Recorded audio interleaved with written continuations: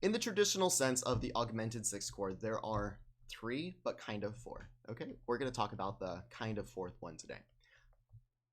This is going to be review. We had the Italian, we had the French augmented sixth chords, we had the German augmented sixth chords, and we're going to see one more over here. Okay.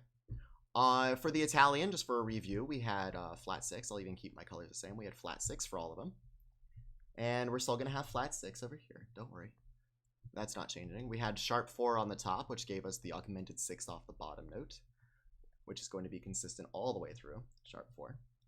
Okay, everything had a 1 because the Italian had a 1, and we're just keeping that framework the same, so might as well keep that the same going through. But now what they all have is a little different. Okay, so what we saw here was the Italian had maybe another 1. The French needs a 2.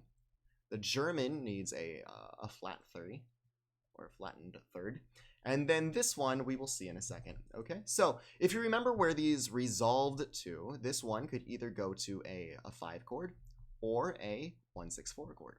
Oops, that's not 1-6-4. This is 1, that's a 6-4. There we go. This one could also go to a 5 chord.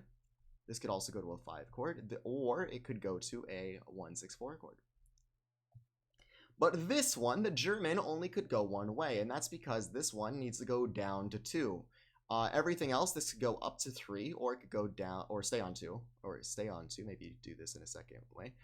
This could either go to 3, go up to 3, or stay on 2.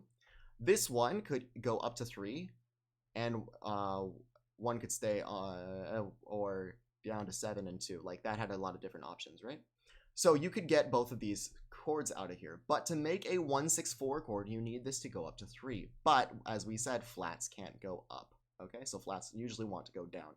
So how do you fix that? Well, that's super simple. All you do is add, let me get a different color. All you do is add a sharp 2. You respell the flat 3 as a sharp 2. So this is like, instead of E flat, now we're using a D sharp. Okay, so you get the same note. It doesn't really change anything, but you can use this to make this chord turn to a 1-6-4. Okay, so let's see how this resolves. I'll do it right here, and then we'll listen to it. So we have sharp 4 going to a 5. That's normal. We have flat 6 going to a 5. That's normal. They go outwards to 5. We have sharp 2 now going to 3. And now we have 1 staying as 1.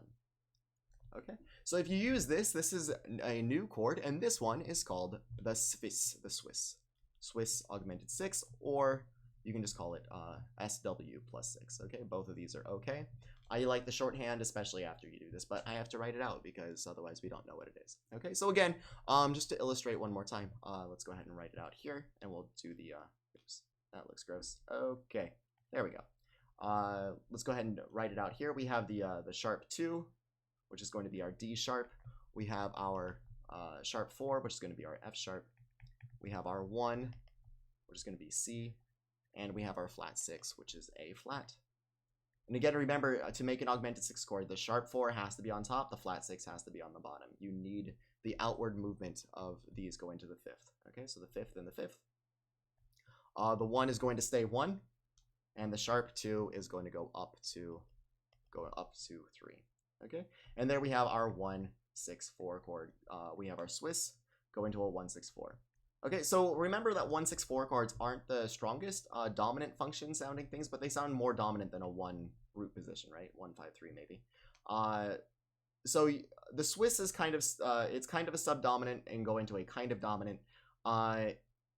It's kind of a gentle thing though. If we play this on keyboard here, it sounds like this.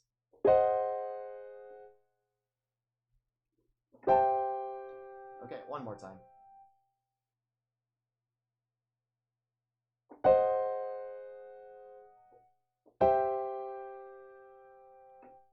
Okay, so you get that kind of sound. It's a little bit more gentle than a normal, like 4 to 5, for example. But it kind of uses the same thing. You need a if you have this kind of thing, you're using a subdominant, go into a dominant. And same thing here. This is a subdominant, kind of go into a dominant, kind of. Okay, so that's the Swiss. Now, a little bit of a disclaimer. A lot of people will say, well, both of these are the same thing because they're just enharmonically spelled, right? So they'll say there's no such thing as a Swiss, and you have to just call both of them German, and sometimes a German looks like this, and sometimes a German looks like this.